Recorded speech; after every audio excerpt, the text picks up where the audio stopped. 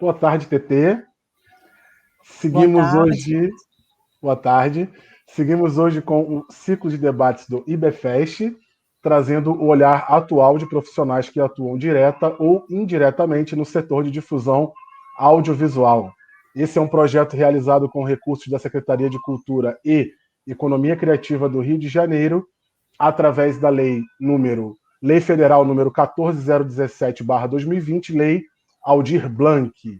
Sem mais delongas, agradeço muito a sua presença, TT, e passo a bola para você poder conversar com as nossas convidadas mais que especiais, Laila Foster, Juliana Mui-Laerte, Bianca Salles, a quem eu agradeço demais a presença, TT. Você pode ficar à vontade para dar as suas credenciais também, fazer a sua apresentação. E desejo um ótimo debate para vocês, já trazendo aqui Juliana, Bianca e Laila. Bem-vindas. Enquanto eu me retiro agora e volto no final para a gente dar um tchauzinho, tá bom? Até mais. Tá ótimo, obrigada. Então, bem-vindas, bem-vindes, bem-vindos. Eu queria começar agradecendo ao Diogo Leal, ao IBFest e toda a equipe, né, pelo convite e essa oportunidade de estarmos aqui conversando sobre estudos e pesquisas sobre festivais audiovisuais, né? É um tema muito instigante e que nos últimos anos vem demonstrando um interesse nesses estudos, já que a gente observa uma emergência nas pesquisas sobre esse objeto, né? Objeto complexo, fascinante e também muito heterogêneo. Bom, a ideia dessa mesa é apresentar algumas pesquisas que vêm sendo realizadas sobre festivais que acontecem ou aconteceram aqui no Rio de Janeiro, né? Então, essa mesa conta com as presenças da Laila Foster, pesquisadora do Festival de Cinema Amador JB Mesbla, conta com a presença da Juliana Mui-Laerte, que pesquisa o Festival Recine e É Tudo Verdade. Também conta com a presença de Bianca Freire, que pesquisa públicos de festivais e mostras no Rio de Janeiro. E eu queria agradecer a vocês a presença e por terem aceitado o convite para essa conversa, né? Então, a gente vai aqui começar com a Laila Foster, pedindo para que você, Laila, se apresente, né, apresente a trajetória da sua pesquisa e faça esse relato da sua pesquisa aqui para a gente. Então, mais uma vez, obrigada pela participação de vocês. Bom, olá todas e todos, é um prazer estar aqui também para falar dessa pesquisa que me é tão cara, né? Meu nome escreve Lila, mas se fala Laila, então tá tudo certinho aqui com a letrinha embaixo. É interessante pensar, né, nós quatro aqui falando da pesquisa, eu acho que nas falas de todo mundo vai ficar muito claro, né, como o estudo dos festivais acaba trazendo gente de campos muito diferentes, né? Eu estou agora fazendo um pós-doc na Universidade de Brasília sobre o Festival de Cinema Amador JB Mesbla, que aconteceu no Rio de Janeiro entre 1965 e 1970, mas o meu percurso, né, a minha conexão com o estudo desse festival, ele surge da minha pesquisa com cinema amador e filmes domésticos, né, uma pesquisa que começou no meu mestrado, sobre o acervo de filmes domésticos da Cinemateca Brasileira, né? Entrei nesse campo, que também é muito vasto e muito multifacetado, que é esse campo, né, do cineamadorismo. No doutorado, eu me dediquei a pensar as associações e os grupos, né, esses grupos mais formais de amadores. E é muito interessante que nesse momento, né, nesse momento da pesquisa de doutorado, eu estudei 2 momentos específicos, os anos 20, no Rio de Janeiro, através da revista Cinearte, e os anos 40 e 50, através das atividades do Fotocine Clube Bandeirante, né? Nessa pesquisa eu já comecei a ter um pouco esse pé, começou a surgir de forma mais evidente, o que é muito importante para a história do cinemadorismo e para a prática cinemadora, que é a relação desse campo com os festivais, né? Essas associações de cinema amador organizavam muitos concursos em muitos festivais, né? o Fotocine Clube Bandeirante organizou concursos e festivais. Eu não me detive muito nos festivais nesse momento, mas eu acho que, por exemplo, esse é um momento que seria muito importante a se pesquisar também, porque, querendo ou não, são edições de festivais dedicados ao curta-metragem, né? E eu chego na pesquisa do pós-doc, apesar de querer estudar esse festival desde o começo na minha pesquisa, né, mas só consegui agora, né, ter as condições materiais para estudar esse festival, que é muito interessante, né, que é o Festival de Cinema Amador JB Mesbla, que tem bem a cara do Rio, né, quer dizer, um festival que começa, que aconteceu no Rio de Janeiro, entre 65 e 1970. Então, eu vou falar um pouco do festival e também a proximidade que ele tem, né, com a cidade, né, e a importância que ele vai ter, tanto no sentido de agregar, né, diversas forças que estavam atuando ali no cenário do Rio de Janeiro, né, nos 1960, nos anos 60, né, eu acho que tanto os cursos de cinema no MAN, um florescimento do circuito de cinema de arte, né, vários cinemas que abrem, se dedicando a esse tipo de produção, que vai influenciar muito também gerações de cineastas, né, começando com a geração do cinema novo, que também se entrecruza na realização desse festival, que teve a primeira edição em 1965. Então, eu vou falar da origem desse festival, e acho que é interessante também pensar como ele surge num contexto de valorização da cidade do Rio de Janeiro, né, o que dá o ímpeto inicial do festival surge a partir do contexto das comemorações do 4º centenário, em 1965, quer dizer, desde a perda do status, né, de capital para Brasília, em 60, o Rio de Janeiro, eu não venho do Rio, né, eu acho que eu devia fazer um estágio no Rio de Janeiro, eu tenho vontade de habitar os espaços para falar um pouco disso com mais propriedade, mas se percebe ali esse movimento de valorização, uma espécie de valorização da cidade como capital cultural, né? O Carlos Lacerda vai vai ter diversas ações ali, por exemplo, a finalização da obra do Aterro do Flamengo, a criação do Museu da Imagem do Som, acho que muito focado,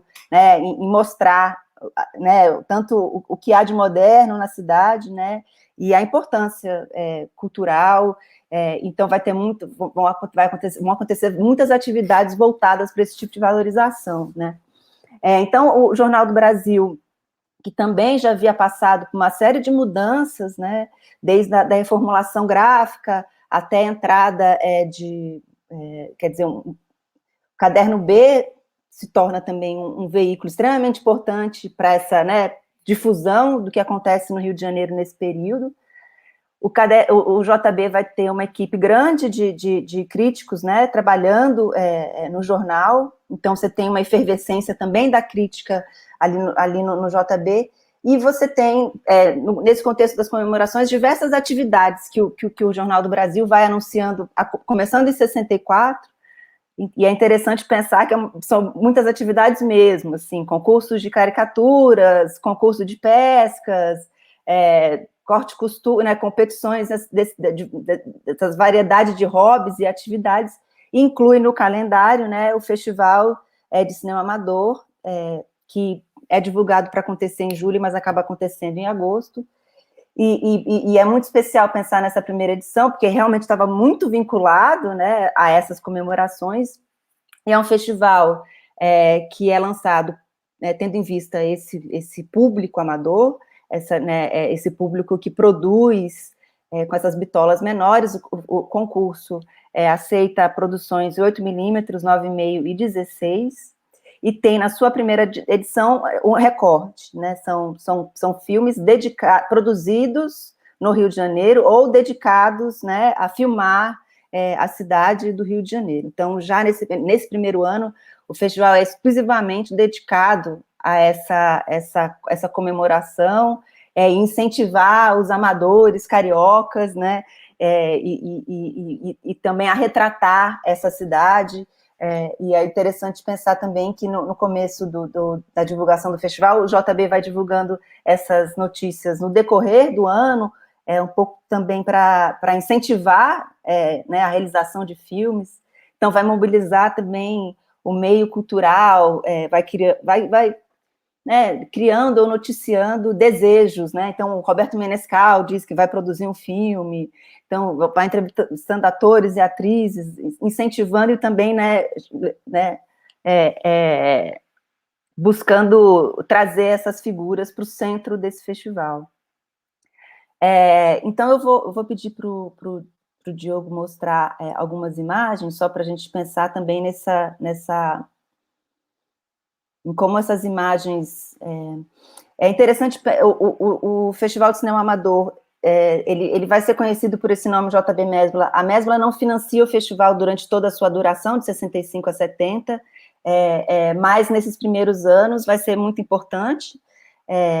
A primeira edição acontece em agosto, e ela é realizada no Teatro Mesbla. O Teatro Mesbla também era um espaço de projeção de filmes e de atividades de cineclubes. Mostra só rapidinho a primeira imagem, rapidinho. E aí, pensando também, né, como os festivais também, eles funcionam como uma espécie de mistura, né, de marketing e valorização, né, do espaço onde ele acontece. Então, a Mesbla, ela financia o festival não à toa, ela tinha um departamento, né, de cinema, de equipamentos de cinema e fotografia. E aqui é uma propaganda que circulava ali em 65, que era ofertas do quarto centenário, fixe para sempre a imagem do Rio Quatrocentão. Então tem essa união, né, esse incentivo da produção e do consumo de equipamentos amadores, né, e a valorização da cidade. Um outro fator também que eu queria... Pode mostrar a segunda imagem? Então, essa é a propaganda. Esse aqui é o primeiro cartaz do festival, e aqui, né, também fica bem evidente, né, essa relação entre... Né, se você é um cineasta amador, inscreva-se com um filme sobre o Rio, suas coisas, sua gente, no Festival de Cinema Amador JB Mesbla. O festival acontece em agosto, muitos dos inscritos, né, são amadores ou estudantes de cinema, não estudantes de cinema, que você não tinha esses cursos, já não existiam os cursos de cinema ainda, mas estudantes, os interessados, eles vão sendo...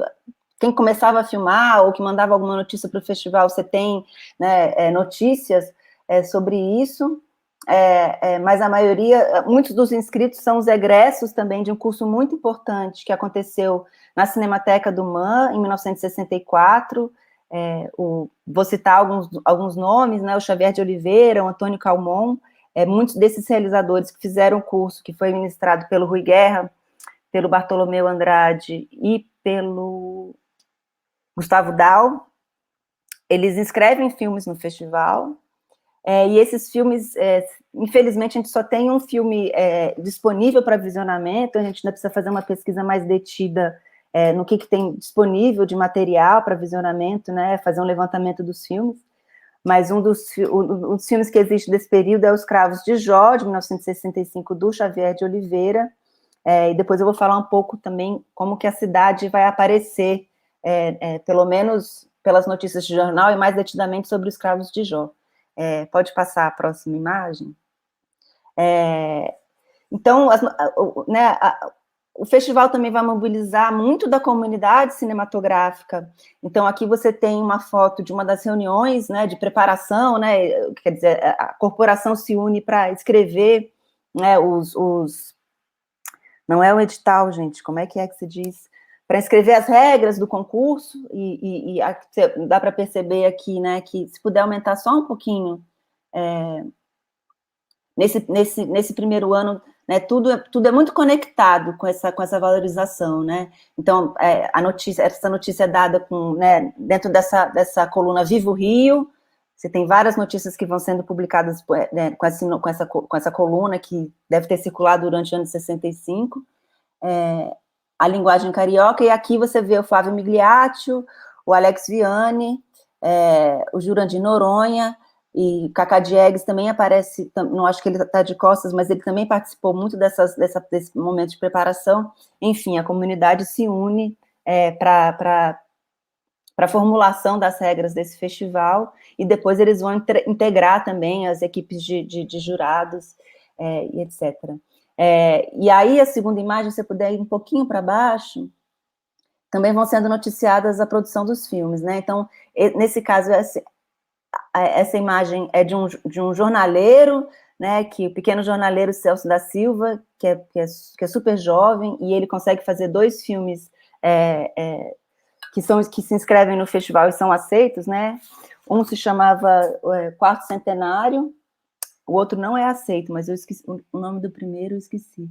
Mas eu queria que você descesse só um pouquinho para ver o nome dessa matéria do Celso da Silva, né, que é essa ideia de explorar uma poética da cidade, né? Rio Velho em poesia nova.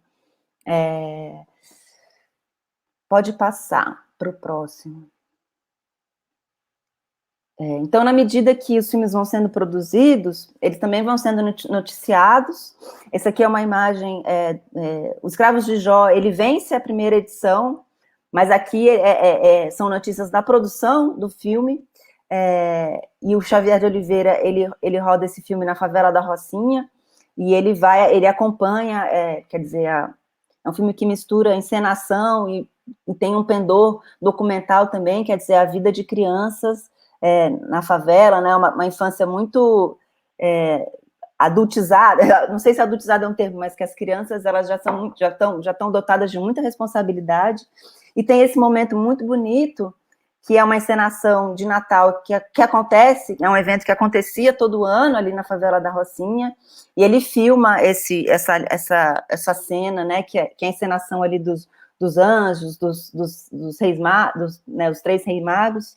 Então ele tem essa dimensão de acompanhar esses eventos que aconteciam ali na comunidade na época, e também documenta muito aquele espaço, né? Quer dizer, as crianças e a câmera ela vai andando, perambulando pelas ruelas, né? Tem essas imagens, né, dos barracos.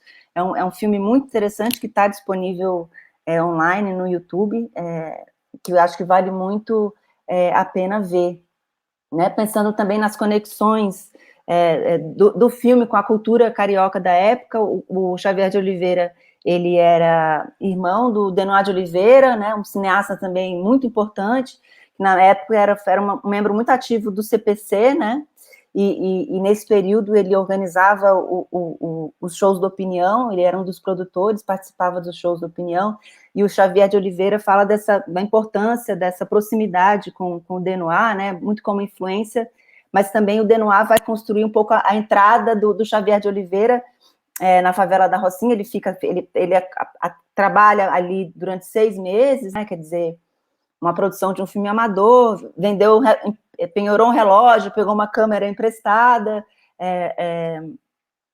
mas é importante também pensar nessas conexões, né, quer dizer, ele consegue se organizar a produção do filme, acho que através das conexões que o Denoir de Oliveira tinha também com ações, né, de alguns partidos, né, dentro daquele espaço.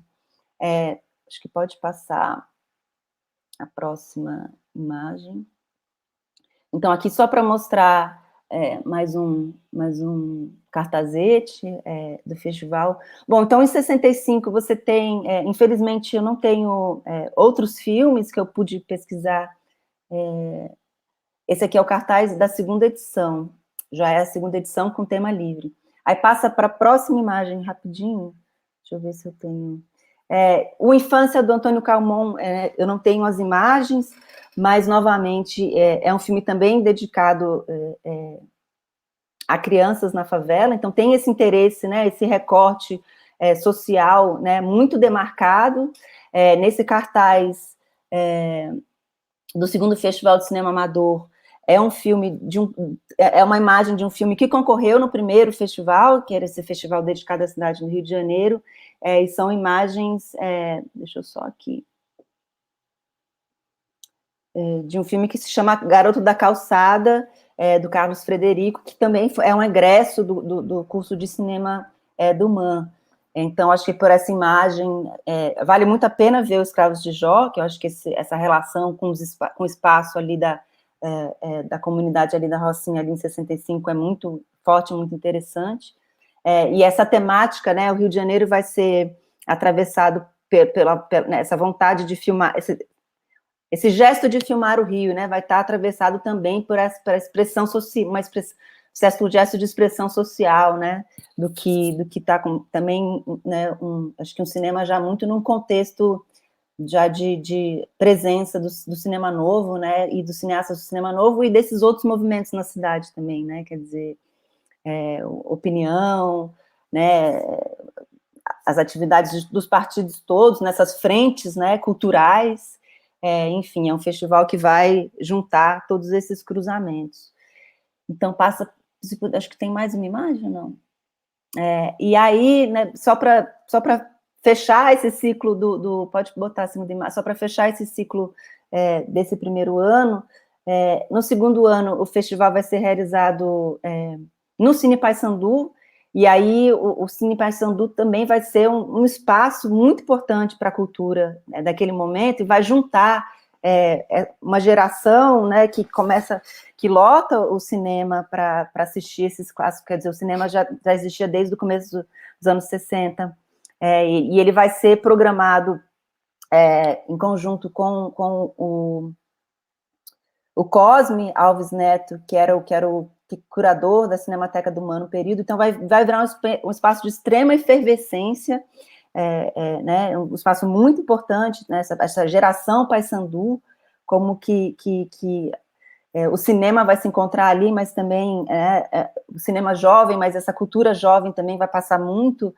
por ali, e é um espaço, né, que pensando como também os festivais se relacionam com os espaços, o Paissandu vai ser foi um lugar extremamente importante, e o festival, né, passa a acontecer ali no Paissandu a partir de 1966, e fica no Paissandu, acho que, se não me engano, até a edição de 69, pode passar mais uma imagem que aí eu vou mostrar também, e aqui a lotação esgotada, um público de 1.500 pessoas, lota o Cine Paissandu para a realização do festival.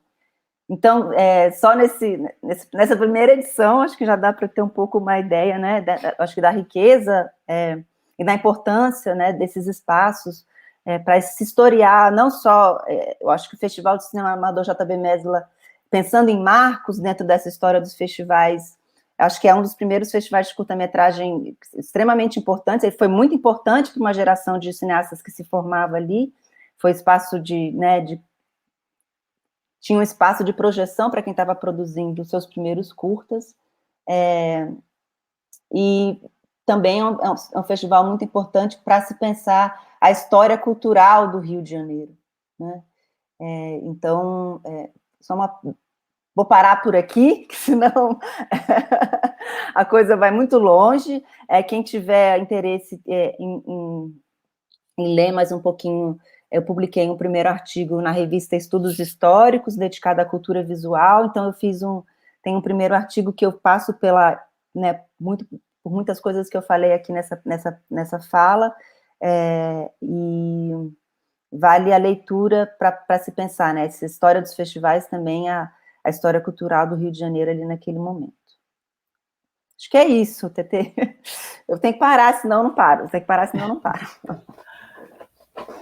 Maravilha, Laila, muito, muito obrigada. A sua pesquisa ela é muito instigante e acho que é muito importante a gente recuperar a memória mesmo, né, a história desses eventos, e muito legal te escutar, poder conhecer da sua pesquisa. Então, agora a gente passa então a palavra para Juliana Mui-Laerte, para apresentar a sua pesquisa sobre o Recine Tudo Verdade. E, Juliana, também pedi para você se apresentar, a sua trajetória e a sua pesquisa. Oi, boa tarde. Eu queria, né, primeiro agradecer a TT pelo convite, né, ao IBFest, e, enfim, muito bom estar numa mesa falando sobre festivais, né. Bom, eu sou Bom, Juliana, né? Mas sou historiadora. Minha formação é toda, né, em história. Eu fiz a graduação em história na Universidade Federal de Uberlândia. Mas eu sou carioca, né? Nasci no Rio, fui criada em Minas e depois eu voltei para fazer em Niterói, né? O mestrado e o doutorado que eu fiz no programa de graduação em História da UF. Eu vou falar aqui um pouco um recorte, né, que até sai um pouco estritamente do que eu fiz na tese, mas tem a ver com a minha tese de doutorado, né, essa é a fala que eu chamei hoje, né, de documentário e arquivo em festivais do Rio, em que eu estudei o Recine, né, um pouco da história do Recine e um período também do É Tudo Verdade. Pode passar para a próxima. Então, o título, né, da minha tese de doutorado foi defendido em 2019 no programa de graduação em História da UF. É uma pesquisa toda que eu fiz no Laboratório História Oral, né, com apoio, né, do Laboratório História Oral e Imagem, também da Universidade Federal Fluminense, e é uma pesquisa, então, em que eu me voltei para os festivais, e tem esse título, né, esse subtítulo, Cinema, Memória e Usos Públicos da História, porque eu me perguntava sobre os festivais, tanto o seu caráter histórico, né, assim, um pouco a história dos festivais e também os festivais como fenômeno, né, histórico, mas também me perguntando um pouco sobre como que os festivais se tornaram também espaços de debate da história, né, de circulação de memórias públicas, enfim, um debate que eu não vou entrar com muitos detalhes hoje, né? Pode passar para a próxima. Isso. E então eu estudei esses dois festivais, que são festivais temáticos, o É Tudo Verdade e o Recine. O É Tudo Verdade, né, é um festival de documentário que teve sua primeira edição em 1996. E desde o início, né, essas imagens que eu estou trazendo aí são a capa do release de imprensa, né, da primeira edição e um pedacinho do cartaz. Esse cartaz, na verdade, ele é maior, mas só para vocês terem uma ideia. E desde o início, É Tudo Verdade, ele foi realizado simultaneamente no Rio de Janeiro e em São Paulo, e depois em outras cidades também, mas aí a gente vai falar um pouquinho mais sobre isso depois. E foi, então, um dos primeiros festivais, né, desse momento da retomada, né, do cinema brasileiro e da retomada também do financiamento, que tem um momento muito profícuo de criação de eventos. O É Tudo Verdade é um dos primeiros, se não o primeiro, exclusivamente voltado, né, ao documentário, e ele tem também um certo pioneirismo aí na América Latina. Embora a gente tivesse, por exemplo, a Mostra do Filme Etnográfico, que desde 93 também exibia documentários, mas essa coisa de se entender como um festival específico, né, de documentário, o É Tudo Verdade vai ser o primeiro nesse momento. Pode passar para o próximo. Isso. E o Recine, né, esse é um pedacinho também, né, do cartaz da primeira edição, que foi em 2002, então já nos anos 2000, início dos anos 2000, e ele é criado, o Recine, a partir, é um festival de cinema de arquivo, criado no Arquivo Nacional, no momento em que o Arquivo Nacional estava recebendo um acervo da Cinemateca do MAN, então, em que o Arquivo Nacional estava pensando o seu papel como arquivo audiovisual, né, brasileiro, né, e então eles propõem, né, seguindo também o modelo de festivais de filme de arquivo fora do Brasil, uma amostra, começa como uma amostra. Eu acabei não falando isso sobre o É Tudo Verdade, mas o É Tudo Verdade também começa, como é uma característica de muitos festivais, né, ele também começa como uma amostra não competitiva, e só na segunda edição que ele se torna um festival. O Recine só se torna competitivo na sua terceira edição. E Então, ele vai se tornar tanto um espaço, né, ele vai apresentar tanto debate, como vai exibir filmes, né, em torno dessa questão do cinema, dos arquivos, né, audiovisuais e do cinema feito a partir desses arquivos. A trajetória do É Tudo Verdade, né, os dois festivais ainda existem, eu vou explicar um pouquinho melhor, mas o É Tudo Verdade, ele ainda está em atividade, então a gente está falando, né, de um trabalho de história feito com os objetos, né, de história do tempo presente, mas o Recine tem uma trajetória muito mais descontínua. Pode passar o próximo slide, por favor? Obrigada. Até 2014, então de 2002 até 2014, o Recine foi realizado no Arquivo Nacional, numa parceria com a Rio de Cinema Produções. Em 2015, esse é o cartaz que eu estou trazendo para vocês, em 2014, né, tem um racha entre a produtora e o Arquivo Nacional vai criar o seu próprio evento, que é esse que está aparecendo no cartaz para vocês, que é o Arquivo em Cartaz, a partir de 2015, que vai ser, então, realizado a partir de parcerias do Arquivo Nacional com outras produtoras. Os primeiros anos foi a Universo Produção, que é interessante falar porque é a produtora do Cineop e é a produtora do Festival de Filmes, né, da Mostra de Filmes de Belo Horizonte e do Festival de Tiradentes, né, da Mostra de Tiradentes. Então, você tem uma cisão e o Recine continua, né? Pode passar o próximo, por favor. A partir de 2015, e isso vai até 2018, com a produtora lá do início, que era a Rio de Cinema Produções, né? Dirigida pelo Ricardo Favila, e numa parceria agora com a Cinemateca do MAM. Né? Então, é um festival que tem uma série de continuidades e descontinuidades. Ele vai nesse formato até 2018, e em 2018 chega até um evento, né? Eu não trouxe aqui a foto para vocês, mas teve até um hacking do Recine, uma cerimônia, só que depois houve um movimento, né? E o Cavi Borges, que é um produtor e realizador, ele assume de novo o Recine, né, não consegue realizar o evento de 2019, né, o de 2018 já não tinha acontecido, mas ele chega a realizar um evento em 2020 já em formato virtual. Então, a gente, até a imagem do Facebook é uma imagem da Fênix, né, porque é um festival aí que morreu e renasceu, né, das cinzas, e que tem essa característica de ter se desdobrado, né, em dois, né, a partir lá da ideia do Arquivo Nacional se desdobrou em dois.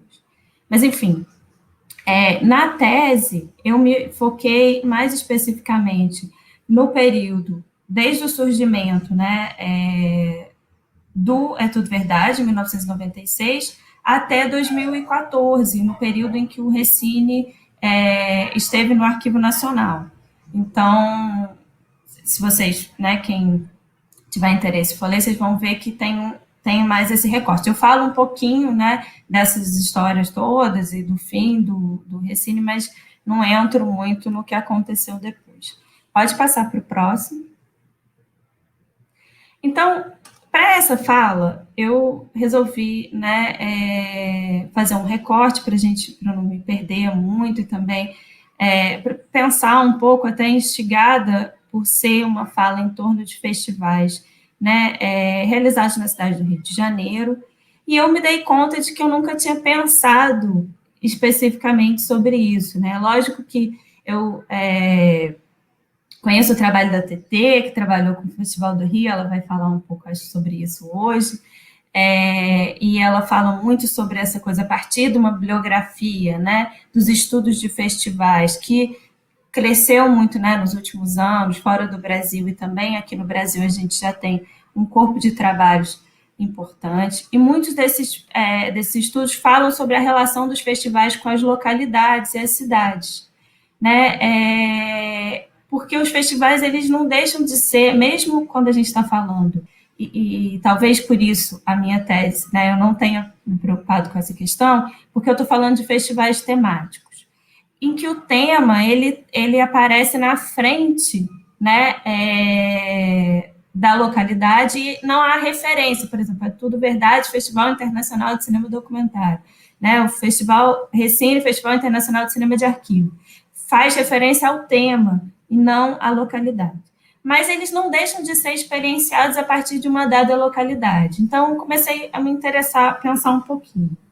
E aí, eu, fazendo também, de novo, né, um recorte, eu pensei duas coisas: como que a cidade do Rio de Janeiro aparece ou não, né, na arte gráfica, na identidade visual desses eventos e nas temáticas da programação, e também como que o festival efetivamente ele aparece e se realiza na cidade, como que essas programações, onde que elas são exibidas, onde que são feitos os debates, enfim, um pouco de uma geografia aí desses festivais.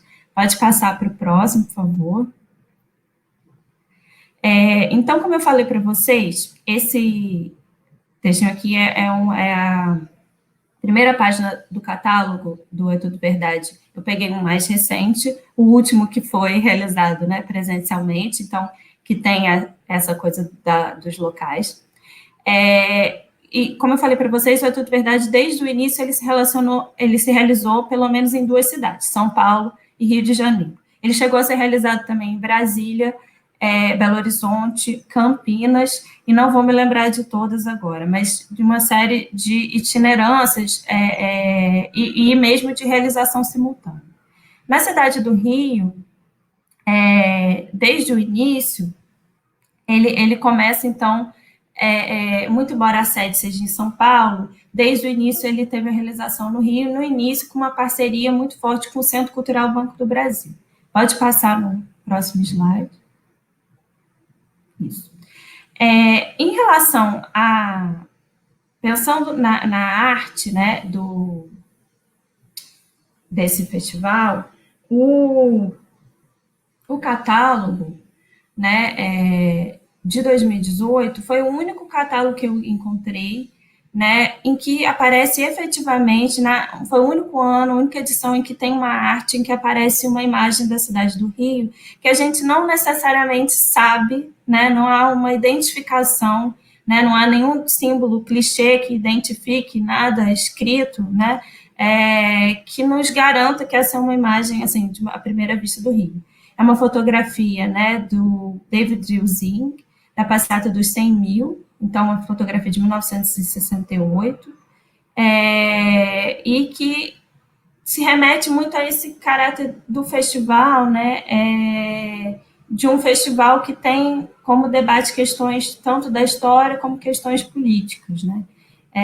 Então, eu acho que muito mais do que uma imagem, né, clichê, mesmo as imagens que têm um caráter urbano, tem imagens de São Paulo que aparecem, né, em várias fotografias, num trabalho muito ligado à história da fotografia brasileira, do fotojornalismo, que é feito a partir, né, esse trabalho visual de material gráfico É Tudo Verdade, ele tem essa característica de usar, né, explorar fotografias. Ele é feito muito mais, talvez explorando a imagem de São Paulo, e mesmo assim não é uma imagem muito, me parece, assim, estou aqui fazendo, explorando aqui junto com vocês, mas não é uma imagem clichê. Pode passar, próximo. Próxima imagem. Então, eu vou falar aqui rapidamente, só para vocês terem uma ideia, não vai dar para ver muito, o mapa está longe, mas no período dos primeiros 10 anos do festival, o festival começa, né, no Centro Cultural Banco do Brasil, no centro do Rio de Janeiro, e ele se espraia um pouquinho para outros lugares que também são nessa região central, né, que a gente tem a Cinemateca do MAN, que aparece em 2005, apenas em 2005, e como os lugares, isso aqui são os lugares, as salas de exibição, né, do É Tudo Verdade. E em 2005 e 2006, a gente tem também o Cine Odeon, o CCBB continua, o CCBB fica, na verdade, né, por muitos anos, como sendo o principal, né, local de exibição do festival, e de vários festivais nesse momento.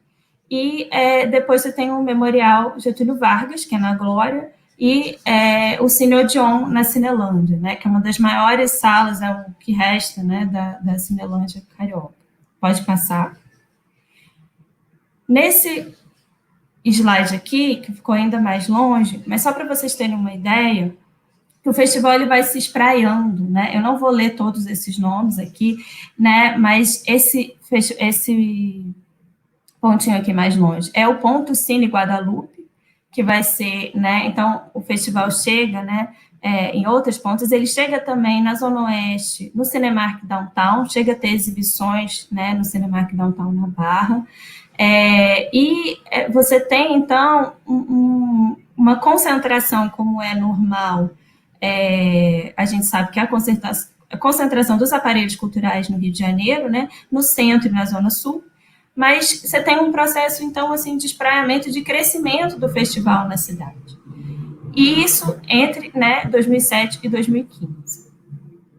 Quando a gente chega depois de 2015, pode passar o próximo, e aí coincide também com as políticas públicas, né, que vão retrocedendo, a gente tem uma volta para esse circuito, mas aí tem uma presença forte do Instituto Moreira Salles, que entra, né, na década, no momento anterior, mas continua, as salas de cinema de Botafogo, né, e o espaço cultural do BNDES no centro, tá?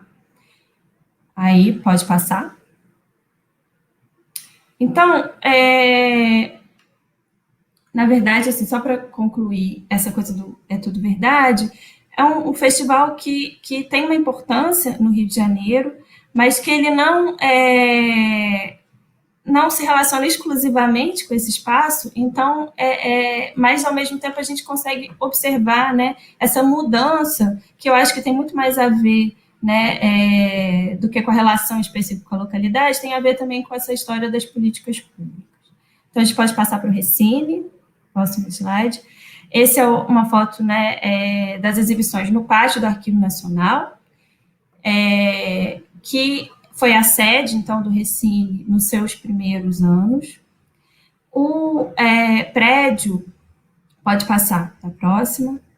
Esse é o prédio, né, de longe do Arquivo Nacional, que se localiza em frente à Praça da República. É um prédio que tem uma importância, né, histórica, foi Casa da Moeda, e é o principal arquivo, né, de documentos históricos do país. Então, tem uma importância realmente muito grande para a gente pensar essa relação, né, com a memória. Pode passar para o próximo. E o Arquivo Nacional ele foi a sede, então, principal, aqui a gente tem esse mapa, nos primeiros anos do festival, até entre 2012 e 2014, o período que eu estudei. Quando, em 2008, eu só consegui confirmar essa exibição em 2008, o festival, o Recine também exibiu, né, programou na sala sessões que não eram da amostra competitiva, mas eram da amostra informativa, na sala do Ponto Cine Guadalupe. Então, que também abrigou É Tudo Verdade durante algumas edições. Né? A gente não tem uma continuidade, né? Muitas vezes dessas salas de cinema, que também marca um pouco, né, a característica das histórias dos festivais de cinema. Entre 2017 e 2018, né, no período, quer dizer, entre 2015, na verdade, 2018, aqui está errado, a Cinemateca do MAM, o festival, né, o Recine, ele vai, então, para a Cinemateca do MAM, e ele também tem exibições no Estação Net Rio, em Botafogo, e no Centro de Arte da UF, em Niterói. Né? Então, ele também se espraia, sai do Rio e vai, né, para a cidade vizinha ali, para Niterói. E o Arquivo em Cartaz também vai ter sessões, né, no Arquivo Nacional e no Espaço Cultural BNDES, e vai ter também sessões no Cine Arte UF. Então, você também tem, eu acho que o Cine Arte UF é reinaugurado, né, depois de uma reforma, e se torna também um espaço importante aí, para alguns festivais. Pode passar. A única edição, e aí eu já estou mais para o final, até que eu não quero me alongar muito, que, pensando agora, né, de novo, na identidade visual, a edição que chama mais atenção é a edição em que vai ter como tema o Rio de Janeiro, e é ainda no primeiro período do Recine, em 2013, né, não à toa, o ano de 2013, né, é um ano também que a TT comenta um pouco sobre isso na tese, tem uma mudança, né, na arte gráfica do próprio Festival do Rio, mas, de alguma maneira, o Recine vai retomar uma certa imagem clichê, né, da cidade. E aí a gente tem aqui essa película, né, que faz a forma, então, né, de um ponto turístico, né, da cidade. E ele vai ter esse tema, essa capa aqui, né, que diz Rio de Janeiro, capital do cinema, é da revista, e esse material, né, esse pequenininho é um flyer que era distribuído, né, meio como se fosse um cartãozinho postal, e o cartaz, ele tinha então essa coisa, o tema era chamado Rio em Prosa e Fitas, né, então tem também uma imagem, né, voltando, a Laila falou um pouco disso, sobre essa coisa poética da cidade. Pode passar para o próximo slide. Então, assim, a gente tem aqui no detalhe aquele flyer que vinha com a programação, e essa programação, ela também vai ser toda, a temática foi toda centrada no Rio de Janeiro. Então, os filmes exibidos, a revista, né, vai ter coisas sobre o Rio de Janeiro no cinema, né, a história, né, dos arquivos audiovisuais, uma série de reflexões, e os filmes que foram exibidos também. Então, a sessão de abertura, um dos filmes exibidos foi o Rio de Memórias, que é um filme, né, do José Inácio Parente, da Patrícia Montemor, que fala justamente, explora justamente as fotografias, né, o Rio de Janeiro a partir desse imaginário, sobretudo a partir da fotografia desde o século XIX. Né? Então, um trabalho muito interessante, e aí a gente vai pensando um pouco sobre formas que o festival tem de dialogar com a cidade. Pode passar um pouquinho? Essa é um textinho, né? Também a vinheta desse ano, ela vai ser uma vinheta que pega um trecho de uma imagem de arquivo da Agência Nacional, e que chama, então, que mistura o festival com a imagem de arquivo, né? Muito interessante o trabalho, está disponível no YouTube, né? E esse tema do Rio de Janeiro, ele vai aparecer de novo agora, é interessante, pode passar o próximo, na edição de 2020, que foi uma edição realizada online, né? Aí já o símbolo da Cavídeo, né? Que é a produtora do Cavi Borges, que vai assumir, né, na guerrilha o evento, porque sem patrocínio, mas que vai ter, então, essas cenas, essa vinheta que vai ser feita também a partir das cenas do filme do Desmonte, né, do Monte, que é um filme da Sinais Ganzello, que vai ser homenageada, né, porque essa edição ela foi uma edição também mostra, ela não foi uma edição competitiva, então teve cineastas homenageados. Pode passar o próximo, aí já é o meu último. Então, quero terminar falando um pouquinho, né, das edições, não vou me alongar, só para vocês verem e saberem, né? Então, são festivais que ainda estão acontecendo. Você vê que a gente estuda, fala que o evento acabou e depois o evento renasce. Nesse formato, essa é a arte, né, do Recine Online 2020, à direita, e no alto, né, à esquerda, já a arte desse ano, do É Tudo Verdade, que ainda vai estrear agora no início de abril, e abaixo, né, o do Arquivo em Cartaz 2020, que foi com esse tema, né, de Memórias do Tempo Presente, Registro da Pandemia. Todos eles acontecendo em formato virtual. Né, o É Tudo Verdade 2020 também aconteceu em formato virtual. Então, é isso, agradecer e aí passar a palavra para vocês. Obrigada, Juliana. É muito linda a sua pesquisa e trazendo novos olhares, assim, muito importante para a gente, né? E agora, então, eu passo a palavra para Bianca Salles Pires para apresentar, né, a sua pesquisa sobre públicos de festivais e mostras no Rio de Janeiro. E também nessa mesma linha, pedi para que você se apresente sua trajetória, né, e a sua pesquisa. Tá ótimo. Bom, primeiro, olá a todo mundo, né, todos e todas. Primeiro eu gostaria de agradecer ao IBFest, né, e à TT pelo convite participar nessa mesa, e também poder estar aqui com os meus colegas do grupo de investigação, né, de festivais audiovisuais que a gente formou ano passado, conversando com um público mais amplo sobre nossas investigações, inquietações, né, também sobre o momento presente, enfim. Minha área de formação são as ciências sociais, né, um pouco nesse caminho aí que a Laila falou, de que cada uma vem de um campo. E eu fiz licenciatura e mestrado na Universidade Federal Fluminense, investigando os públicos de cinema na cidade do Rio de Janeiro.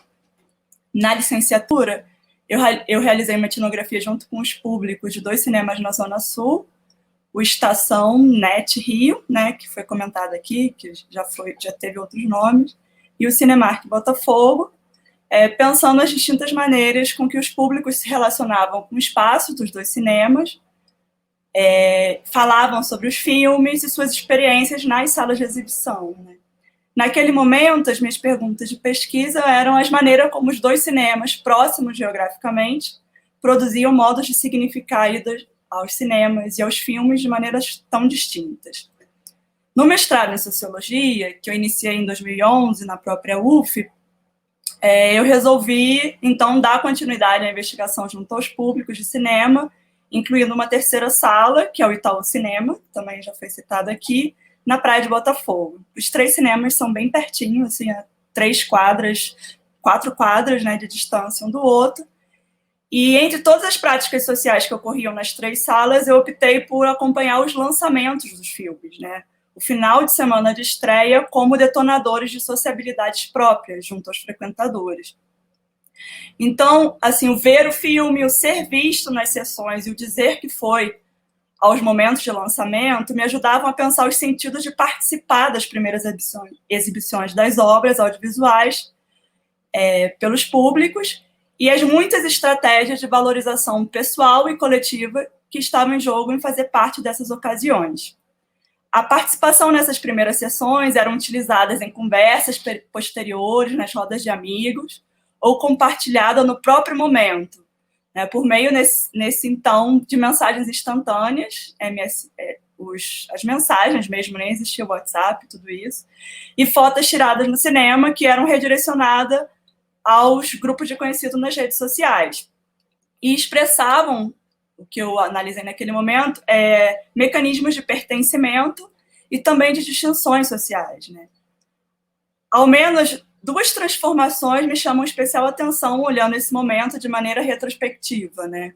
Uma é a adoção de poltronas numeradas pelos cinemas, que impactou diretamente na necessidade de chegar previamente nos cinemas para alcançar um bom lugar. Isso muda muito a dinâmica, porque, né, desde 2008, quando eu começo as investigações, a fila era um momento muito importante, né, era um momento de sociabilidade muito importante. E também a expansão da comunicação móvel, né, que instaurou novas maneiras dos públicos significarem o contato com os objetos artísticos, no caso, os filmes. E a partir, né, dessa perspectiva da estreia como detonador, detonadores especiais, né, da relação como o público se relaciona com os filmes, que eu chego aos festivais audiovisuais, né. Em 2012, eu incluí na minha etnografia o Festival do Rio, que a TT vai falar também mais adiante, uma vez que a sede do festival funcionava no Estação Rio, onde eu fazia o meu trabalho de campo. o grande número de frequentadores, assim, durante os primeiros dias do evento, munidos de blocos de anotação, passaportes comprados, que lhe dava acesso a um grande número de sessões, e as trocas entre os conhecidos e desconhecidos nas filas de espera para trocar seus ingressos, me faziam, pela primeira vez, me perguntar como investigadora o que são os festivais audiovisuais, né? Quais as estratégias são criadas pelos públicos para participar dos eventos, a quantos filmes assistem, quais os critérios para as escolhas da obra, o que, afinal, participar do Festival de Cinema era diferente das sessões ordinárias, né?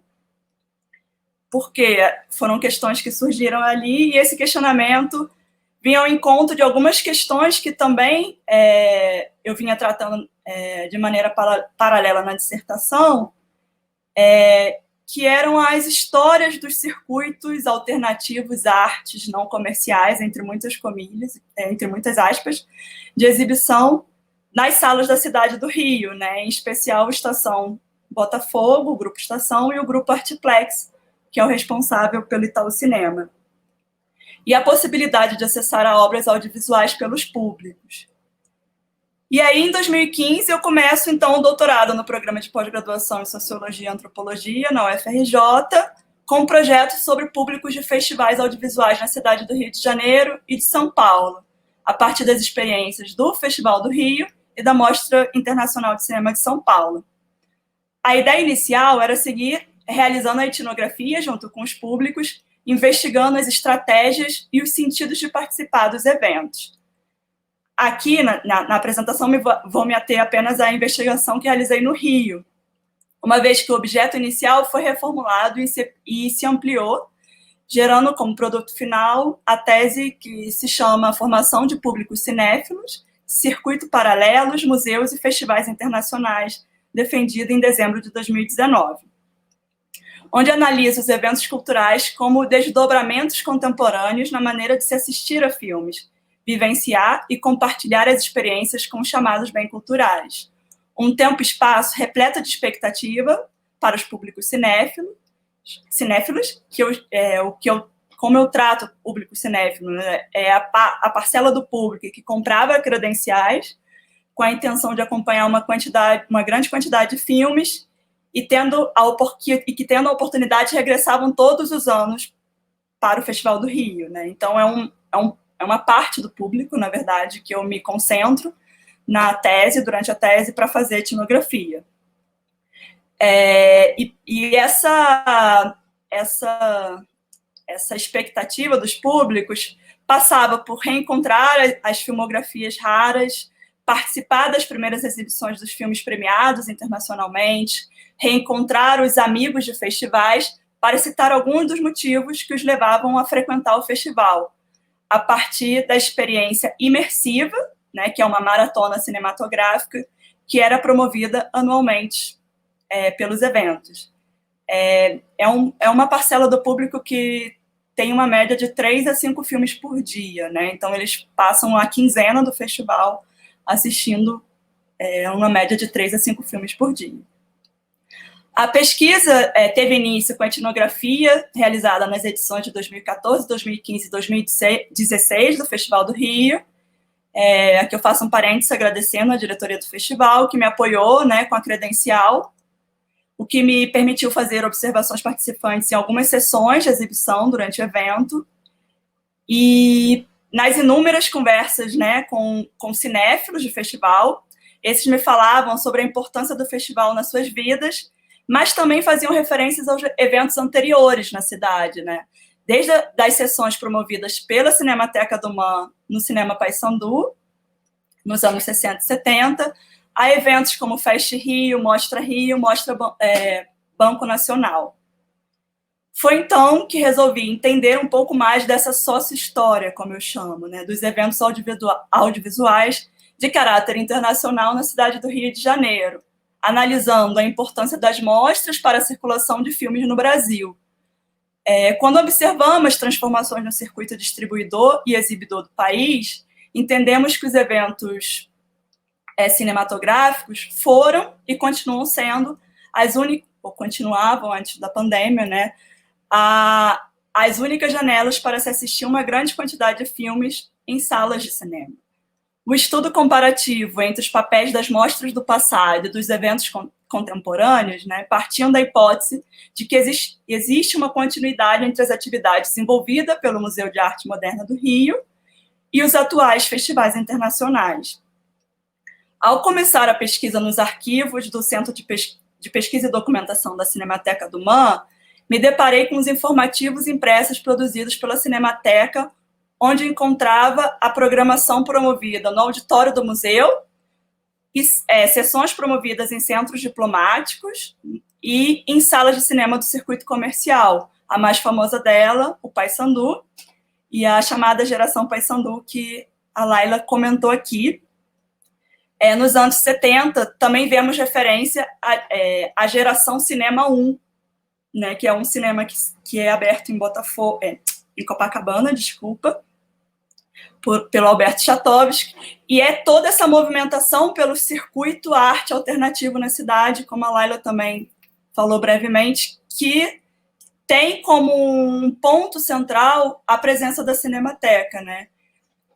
Nos informativos, pude encontrar uma vasta quantidade de informações sobre as programações, sobre como as programações eram organizadas, as informações e textos que os públicos tinham acesso e como a curadoria da Cinemateca do MAM organizou inúmeras mostras entre os anos de 65 e 78, influenciando no circuito regular de cinema, atuando como único espaço onde filmes censurados podiam ser exibidos, nos anos mais duros, né, da ditadura civil-militar, e influenciando na promoção de uma cultura cinematográfica ou de culturas cinematográficas plurais. Uma vez que vinham obras de diferentes filmografias que só eram exibidas nessas sessões, né?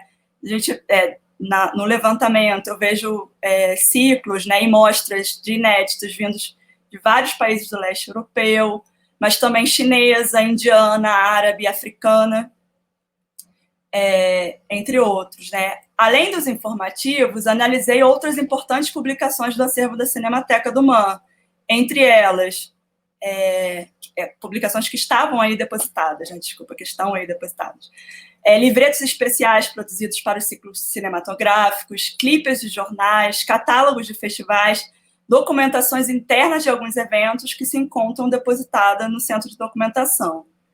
A produção impressa sobre os eventos foi fundamental para compreender a programação e mensurar a importância dos eventos audiovisuais do passado. Análises complementadas pelas recordações de alguns dos antigos frequentadores e de entrevista com os responsáveis da Cinemateca, o Hernani, Vianney e Fabiano Veloso. Eu conversei com eles também e me ajudaram muito nesse processo. Os catálogos disponíveis no Centro de Documentação incluíam os eventos ocorridos no Rio de Janeiro, também nos anos 80 e 90. E na tese, analisei de maneira breve as transformações ocorridas no período, nos eventos e como os festivais deram continuidade à promoção das culturas cinematográficas na cidade e na formação dos públicos cinéfilos. Incluí também fontes de jornais do período, que estavam disponíveis na hemeroteca da Biblioteca Nacional. Analisando especificamente o papel desempenhado pelas 5 edições do Festival Internacional de Cinema e Televisão e Vídeo do Rio de Janeiro, mais conhecido como Fest Rio, que ocorreu na cidade entre 84 e 88, e o surgimento da Mostra Banco Nacional, depois Mostra Rio, que ocorreu entre 89 e 98 na cidade, depois fundindo, né, com o Rio Cine Festival, que já acontecia desde 85, mas que era dedicado ao cinema brasileiro, dando início, né, formando o que a gente conhece hoje como Festival do Rio. Então, essas 3, 4 experiências, porque muda de nome, né, eu entendo elas como continuidade, né, das atividades do MAM, não do MAM, mas dessa cultura cinematográfica que nas décadas anteriores eram promovidas no MAM, dentro de um período de repressão também, né, ao cinema muito forte, e que tinha que foi também um momento de fechamento de muitas salas de cinema e de diminuição do circuito exibidor, na medida em que a variedade de filmes que entravam no país diminui muito, se comparado aos anos 30 e 40. Os eventos que surgem, morrem e se transformam nesse período tiveram apoio da Cinemateca do MAN, com ciclos retrospectivos sendo programados pelo museu. As transformações do período democrático levaram à fundação de eventos internacionais privados, que passam a promover festivais com o maior número de obras em várias salas de cinema da cidade, o que transforma profundamente a maneira de acompanhar a programação dos eventos.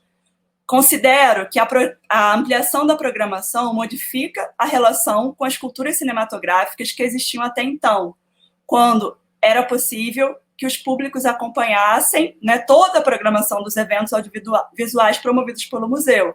As sessões não eram paralelas, né?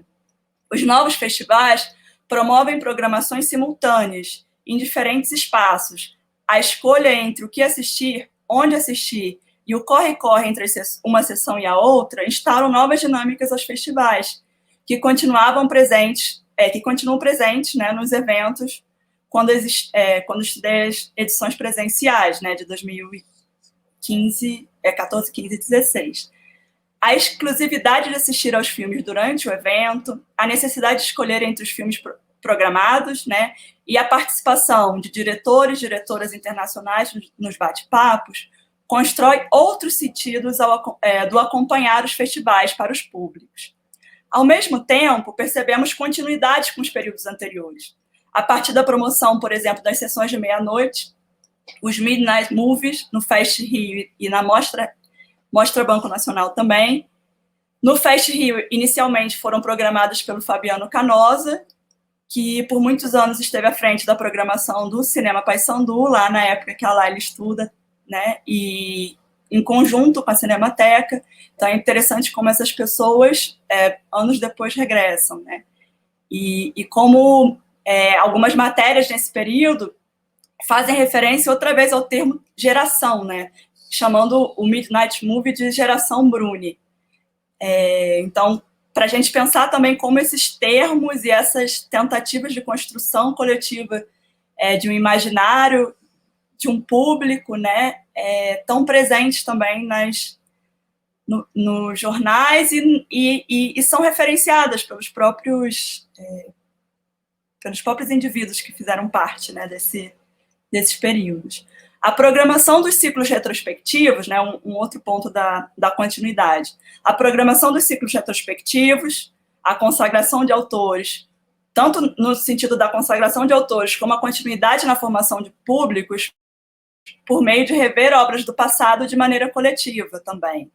Então, essa ideia da programação de ciclos retrospectivos continua nas mostras dos anos 80 e 90 e continuam programadas pela Cinemateca do MAN. A presença do Cosme também é muito importante, que também a Laila citou antes. As sessões envolvidas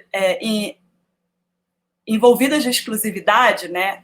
Se antes somente se podia assistir os filmes nas sessões do ciclo promovido no auditório do museu, muitas vezes sem legendas, né? Eu acho que isso é muito interessante para pensar também como era a experiência dos públicos, né? Muitas vezes era filme chinês sem legenda no auditório lotado, mas era a única oportunidade de assistir a esses filmes, né?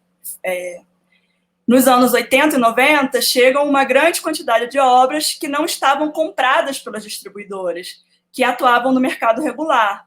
E ver os filmes nos festivais podia ser a única oportunidade de ver parte da filmografia numa sala de cinema. Então, assim, se no passado é porque era exclusivo do momento da mostra, não existia videocassete, ou existia, mas não existiam essas obras, né, disponíveis em locadoras, a gente vê nos anos 80 e 90 que pela diminuição do mercado exibidor na cidade, né, pela diminuição da diversidade das obras que chegavam aos públicos no mercado regular, muitos filmes só podiam ser vistos no momento do festival, que novamente cria essa exclusividade, né, essa sensação de ter que ver durante esse momento, senão perdeu, né?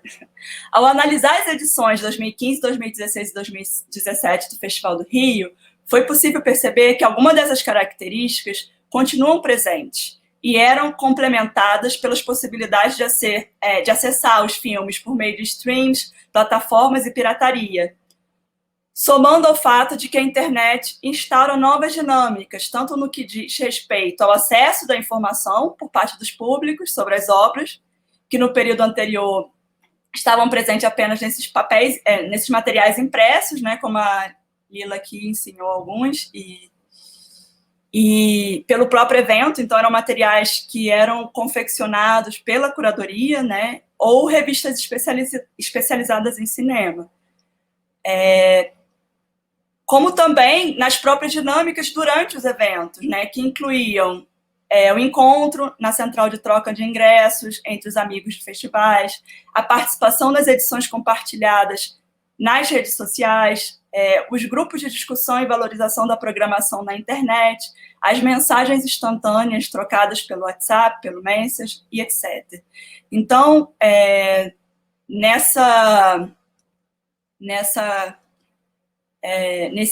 nesses cinéfilos de festivais contemporâneos, né, ou eu uso contemporâneo mas desses eventos de 2014 a 2016, o que a gente 2015 a 2017, desculpa. O que a gente percebe é que as culturas cinematográficas elas vão se complexificar, vão se transformar, e que as redes sociais e a internet vai jogar um papel muito importante nessa rede de sociabilidade que se forma presencialmente, né, nas salas de cinema, nas filas, nos espaços, mas também que se estende ao ambiente virtual. Contudo, né, ainda que o acesso aos filmes tenha deixado de ser exclusividade às exibições nas salas de cinema, o encontro coletivo com o filme durante o festival, na sala escura, continua sendo repleto de sentidos e envolto em muita expectativa pelos cinéfilos do Festival do Rio. Os encontros proporcionados pelo evento, as atividades paralelas, a experiência estendida que incluíam cafés, bares, quiosques, etc., localizados ao redor das salas de cinema, promove um momento único para os públicos. Ritual anual, onde estilos de vida cinéfilos eram vivenciadas de maneira intensa e coletiva. Eu gostaria de concluir lembrando que um festival de cinema, a partir da perspectiva dos públicos, né, da minha experiência enquanto investigadora de públicos de cinema, de festivais, mas também enquanto evento, né, envolve muito mais do que tornar filme disponível para os públicos. Em realidade, antes de tudo, a promoção do tempo e espaço para o encontro, de realizador com seus públicos, dos frequentadores com as obras audiovisuais, dos amigos de festivais, entre outros, né? Toda uma rede de sociabilidade se refaz a cada ano, incluindo as trocas afetivas reais e virtuais. O desafio atual para os festivais vai mais além de como organizar suas curadorias em plataformas. Inclui o desafio de recriar o ambiente do festival e novas maneiras dos públicos participarem das edições, enfim, em tempos de pandemia. Aqui termino, agradeço e espero aí que a gente possa conversar depois. Obrigada. Oi, Bianca, muito obrigada pelas suas palavras, né? Sua pesquisa é muito interessante, muito singular e importante também, né, para a gente conhecer os públicos. E agora, então, eu vou apresentar rapidamente a minha pesquisa sobre o Festival do Rio e vou pedir, então, se o Diogo puder compartilhar, né, primeiro essa tela inicial, depois eu vou pedir para você ir passando, né?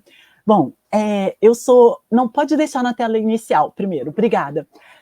Eu sou formada em História pela Universidade Federal Fluminense, mas em 1993 eu reingresso na universidade para o curso de cinema, e lá eu vou me dedicar tanto à realização de filmes, como também na realização de mostras. Em 98, eu acabo ingressando no curso de produção cultural, como professora na linha de planejamento cultural, né? E esse interesse de estudar festivais de cinema está muito ligado tanto com a minha atividade de docência, mas também com a prática de realização de filmes e também de festivais, né? E eu acho que isso vai me colocar num lugar de pesquisadora assim que tem uma certa singularidade, né? E aí eu vou pedir para já mostrar o primeiro slide, que é um slide do primeiro evento que eu realizei, que foi a mostra chamada Curta Doidado, que ela começou em 1997, teve 3 edições, né, e foi até no ano 2000, e eu acho que essa mostra foi a que me levou ao curso de produção cultural. Depois, já professora do curso de produção cultural, aí vem o outro slide, por gentileza. Eu realizei durante 12 anos o Festival Araribóia Cine. Essa é uma imagem de 2004 no Centro de Artes da UF, né, era uma sessão do festival, onde também por esses 12 anos organizando festivais, eu pude ter contato com vários outros organizadores de festivais, porque nós estávamos numa mesma associação chamada Fórum dos Festivais, né? E eu acho que ter essa experiência de organização de um evento acaba a gente a compreender, ajuda a gente a compreender muitas das escolhas dos festivais que a gente está estudando, né? Também tive o privilégio de realizar 3 curtas nesse período, né, de estudo do festival, até o período do estudo do festival, que é o próximo slide, e os 2 deles, né, que foi A Maldita e o outro Fantasias de Papel, A Maldita em 2007 e Fantasias de Papel em 2015, foram 2 filmes que tiveram a chance de ser selecionado para o Festival do Rio. Então, isso me possibilitou assim, vivenciar o festival de dentro, né, e ter até, de uma certa forma, um acesso privilegiado a algumas sessões para convidados, porque eu estava ali participando como realizadora do festival, né. Daí, pode ir para o próximo slide, por gentileza.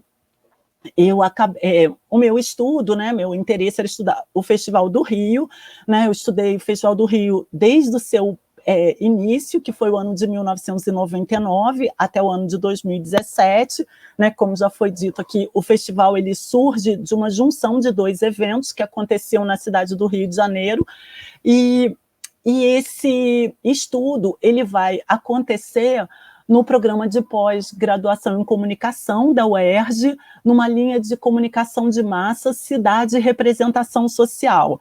Então, acho que um pouco do meu olhar, que é pensar o festival com olhar, trazendo a questão da cidade, ela vem também dessa linha de pesquisa da qual eu fazia parte, né? E acaba que a minha pesquisa ela vai ter um olhar interdisciplinar que vai atravessar os campos da produção cultural, de onde eu dou aula, né, há mais de 20 anos. Também vou dialogar muito com a literatura do urbanismo, especialmente uma autora, Otília Arantes, onde ela vai trazer um conceito de cidade e empresa cultural que ele vai se aplicar muito bem ao meu objeto. Também vou trabalhar com os estudos de festivais, eu acabei tendo acesso a uma literatura que até então eu não conhecia antes da pesquisa, e vou trabalhar com uma ideia de festival-imagem, né, como que o festival ele produz uma imagem da cidade, e essa imagem ela se mistura com a imagem do festival, e obviamente com o campo da comunicação, que era onde eu estava desenvolvendo a pesquisa, né. Agora, que relações... Então, assim, me interessava também na pesquisa pensar que relações, né, que o festival estava realizando, e aí pode ir outro slide, por gentileza. Né?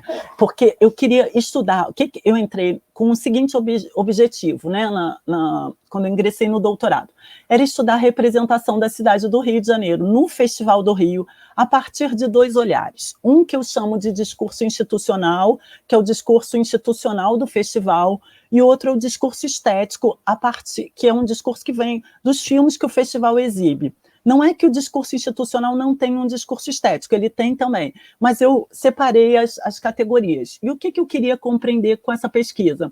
Eu queria compreender como é que esses discursos eles se articulam, né? Então, que relações eles apresentam, não só com os territórios que estão sendo realizados, né, mas também com essas instâncias que são as instâncias patrocinadoras, né? Como é que se processa a escolha dos filmes? O que isso tem, que relação isso tem com o festival? E eu parti de 2 premissas, que está no próximo slide. Uma delas é a premissa de que os festivais são fenômenos de comunicação. Eu acho que eles criam um pensamento, né? Eles promovem discursos. E a outra ideia é de que os festivais eles são experiências de cidade, como já foi dito aqui, né? Então, eles impactam nesses territórios onde eles acontecem, né? E no caso do Festival do Rio, a cidade ela se sobrepõe até o campo artístico, que o nome do festival é Festival do Rio, né? E não Festival de Cinema do Rio, né? Mas então, como que eu fiz para me debruçar em relação a esse estudo? Eu trabalhei com várias fontes, né? E eu acabei criando categorias de cidades, que eram cidades que estavam ali latentes quando eu me debruçava nesse estudo, quando eu analisava esse material. E, a partir dessas categorias, então, que eu identifiquei, eu me debruçava a esse vasto material, que é o que eu vou mostrar para vocês agora. Então, no próximo slide, eu trabalhei, né, tanto com o discurso institucional. O discurso institucional eu trabalhei em duas frentes. Uma delas onde eu pensei a cidade no festival e a outra era o festival na cidade. A cidade no festival, eu trabalhei com os catálogos, né, e aí esses catálogos eu não só fiz uma análise visual, né, de como eles se apresentavam, como também, então, assim, que imagens tinham aí no catálogo? Na verdade, eu vou trabalhar num conjunto com toda a parte gráfica, né? Como que a cidade aparece representada nesses catálogos. Mas eles também, eles também puderam me fornecer uma série de informações, como que as programações eram estruturadas, né? Como que se dava, ali eu pude analisar, segura só um minuto nesse slide, né? Como que esse conteúdo ele aparecia assim, nas fichas técnicas, eu pude obter informações preciosas, analisar as marcas dos apoiadores, né, do festival, e analisar também nessa próxima imagem os textos. Os textos, eu também perguntava, né, o que os textos me dizem da cidade, quem está assinando esses textos, né? No caso, era muito comum a gente ver a Prefeitura do Rio de Janeiro assinando os textos, e também, e o meu olhar era me debruçar nesses textos, tentando buscar que informações de cidades que estavam ali, né? E era sempre recorrente, uma cidade cenário, uma cidade da beleza natural, uma cidade cinéfila, uma cidade plural, uma cidade global, né? Tinha uma série de discursos que apareciam muito fortes nesses elementos. Um outro, e aí eu vou passar agora, né? Vou estar passando aqui vários objetos, né, que eu estudei. Aqui, eu também estudei um pouco essa análise das propagandas que vinham no catálogo. Então, a gente pode ver como está forte aqui a propaganda da prefeitura, né, que tem um discurso muito, muito próximo, né, e muito pactuado com a própria ideia do discurso oficial do festival, que é essa ideia da cidade maravilhosa, da cidade cenário. Eu também fui estudando, pode passar, eu também fui estudando os postais, né? E era sempre assim, o que é um sentido de um postal?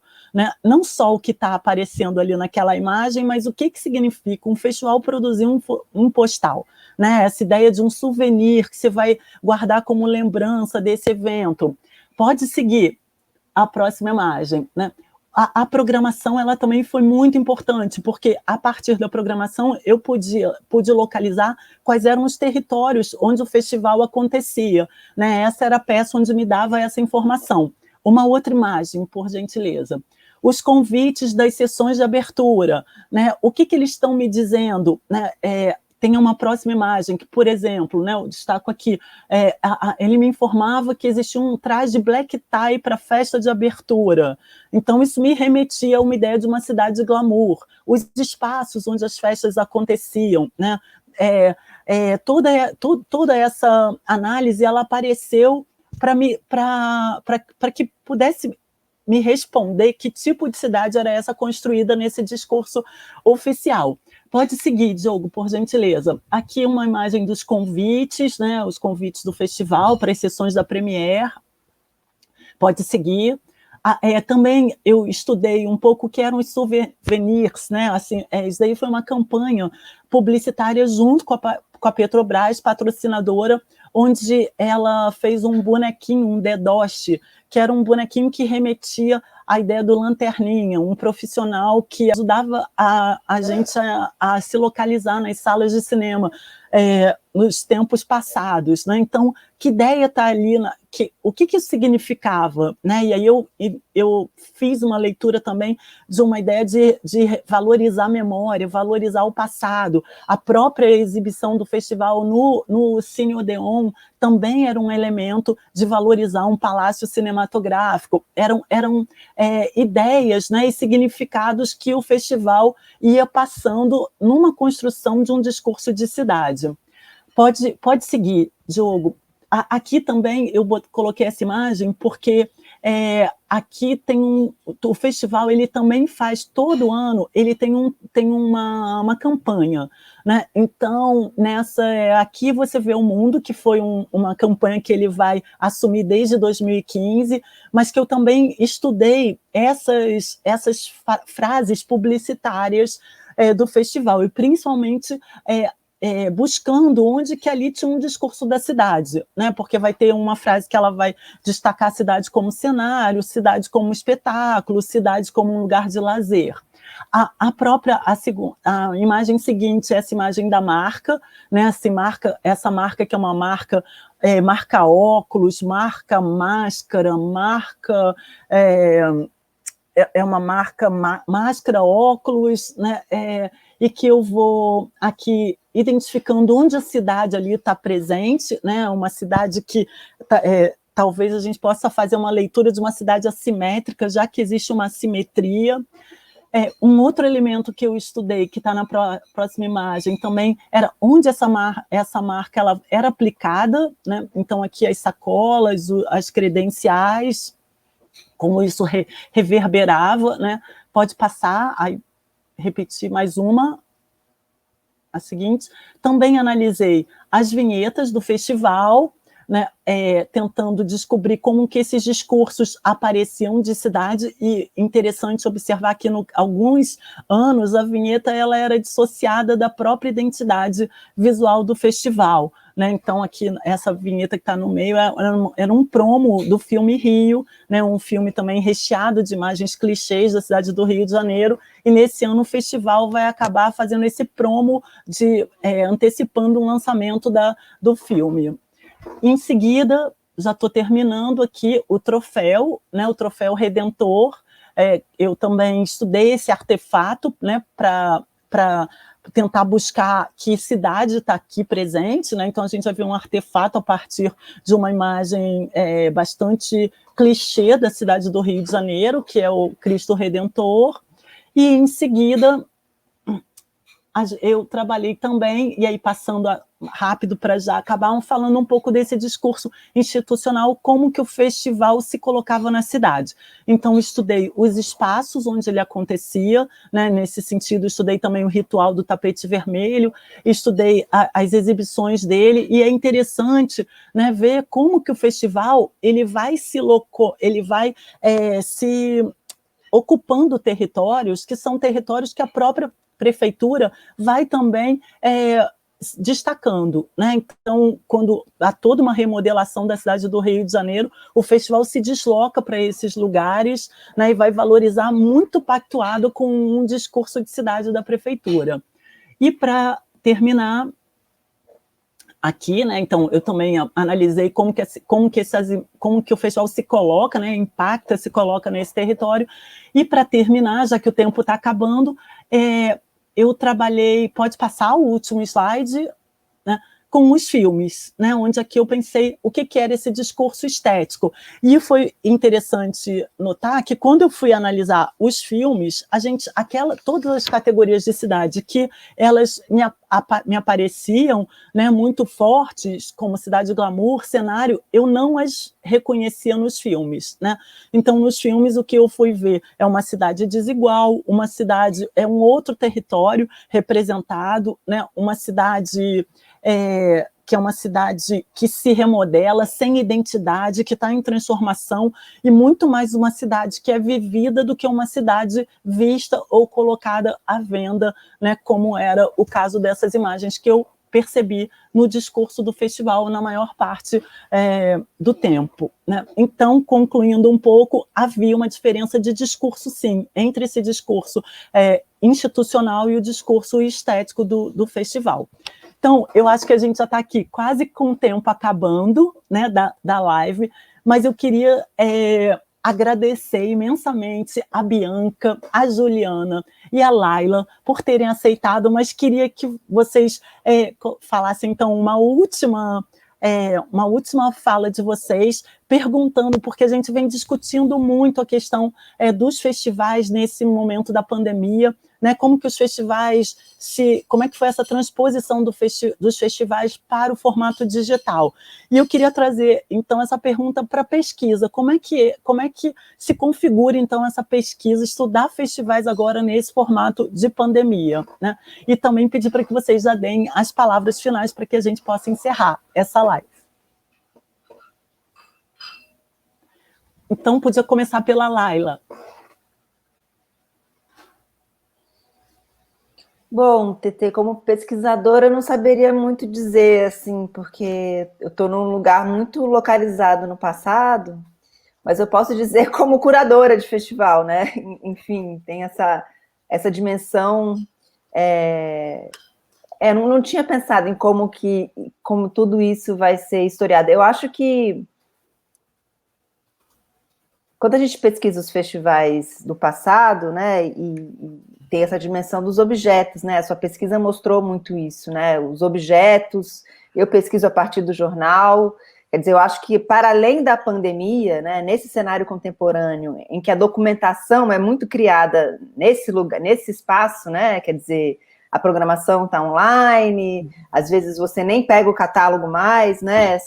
Quer dizer, se tem a informação online, o catálogo talvez você nem guarde isso, ou se tem uma fortuna crítica do festival que acontece nesse espaço virtual também, quer dizer, a maioria da fortuna crítica dos festivais não está nos impressos, depende muito do festival, né? Festivais de grande porte, sim, outros festivais não. Então, acho que, para além da pandemia, eu acho que tem esse desafio, né, que é como é que você vai lidar com essa documentação que circunda, né, a organização dos festivais, e eu acho que, quer dizer, a pesquisa da Bianca, eu fico pensando, né, quer dizer, como é que você vai pensar os festivais quando esse espaço de sociabilização não existe mais, essa mediação também se dá virtualmente, né? Posts no Instagram, posts no Facebook. Então é interessante, eu acho que, né? Acho que na pandemia, sim, você tem essa. Eu imagino que vão surgir. Já tem texto, eu já li artigo publicado ainda não, já li artigos sobre os festivais na pandemia. Porque, ao mesmo tempo, também ele te permite um mapeamento do presente muito mais abrangente, né? Quer dizer, você, como pesquisador, né, você consegue analisar mais festivais, estar presente em mais festivais. Então, acho que tem essa dupla, né? Acho que é um desafio para se pensar justamente esses métodos, né? De né, por que caminho pensar esses espaços que não são mais espaços, né? Quer dizer, acho que é desafiador, assim, e eu acho que seriam pesquisas interessantes, porque tem sido um processo desafiador para quem faz os festivais também, né? Quer dizer, as coisas mudam muito, né? As coisas mudam. Né? Em Tiradentes, a gente tinha um público de 600 mil pessoas na tenda, de repente o filme tem um público de 4 mil pessoas, né? Então, seria uma etnografia essa coisa do presente, uma etnografia e, ao mesmo tempo, como historiar esse presente, né? Que o nosso presente não tem muito futuro no sentido desses objetos, né, quer dizer, como é que a gente estreita essa relação, né? Eu até escrevi um texto que eu fico pensando muito, né, em como é que a sensação de uma sessão se mantém, né, e como é que a gente vai... E aí eu tenho a ideia de que as pessoas têm que começar a escrever diários e falar como é que foi ver o filme, porque o filme não vai existir, não tem problema, não vai existir mesmo. Não vai existir daqui a 40 anos, né? Os filmes que a gente assistiu nos festivais. Tudo bem, a gente vai ter que se acostumar com isso, nós vamos ser uma geração diferente, né? Que vier não vai sofrer com isso, eu sofro um pouco, mas, né? Então tem nesse também como no presente, né? Como pesquisador, historiador, criar, às vezes a gente tem que ficar responsável pelos registros, né? A gente vai ter que criar os registros, né? De escrever, narrar, né? Que fotografar não vai adiantar também, né? A não ser que você tenha uma mini gestão da documentação digital, né? Enfim, alguns pensamentos só em relação a isso. Maravilha. E Juliana? Agradecer, né, de novo, muito bom ouvir vocês. Acho que aparece, né, interessante que como que o Rio, os festivais, né, de cinema realizados no Rio se relacionam com essa história cultural, acho que foi a Laila que falou, né, uma história cultural da cidade e uma história das políticas culturais, né, uma história dos aparelhos culturais, né, de como que as gerações também, e também das experiências de fazer cinema, enfim, eu acho que é muito interessante sair aqui cheia de questões. Em relação a essa questão da pandemia, acho que a Laila já falou coisas até que eu não tinha pensado. Acho que do ponto de vista que eu teria para acrescentar, assim, acho que do ponto de vista da pesquisa, eu acho que tem um desafio adicional do acesso aos arquivos que está vetado, né, para quem faz pesquisa de acervo. Eu acho que tem muitos arquivos que estão fechados, então isso também nos deixa numa situação muito mais delicada, né? Também muito mais difícil, você consegue realizar também entrevistas usando aparatos, né, digitais e tudo, mas a gente não consegue realizar entrevistas de história oral, né, entrevistas, aí a Bianca pode falar um pouco mais sobre etnografia, mas essas entrevistas que eram realizadas pessoalmente, elas não podem mais ser realizadas nesse formato, que às vezes nos impede de entrevistar determinadas pessoas, porque são pessoas que não têm esse contato com, né, as tecnologias digitais. Então, pensando principalmente se você for, né, entrevistar, pensando na história dos festivais, dos primeiros festivais, né, quem ainda está vivo, e a gente está falando de outras gerações, né.